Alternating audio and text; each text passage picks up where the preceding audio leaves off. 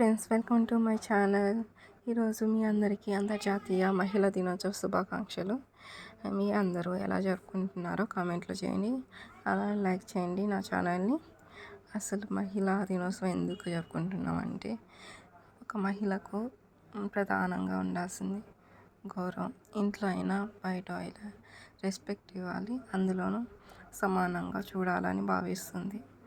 So తనను తాను అభివృద్ధి చేసుకుంటూ వస్తుంది ప్రతి రంగంలోనూ. ఇంట్లో అయినా బయట అయినా తల్లిగా, చెల్లిగా, భార్యగా, తల్లిగా, అలాగే స్నేహితురాలిగా, అన్నిట్లోనూ తనను తాను అభివృద్ధి చేసుకుంటూ వస్తుంది. అలా బయట రంగాల్లో డాక్టర్గా, ఇంజనీర్గా, పైలట్గా, ఆర్మీలోను ప్రతి రంగంలోనూ తను ముందుంది.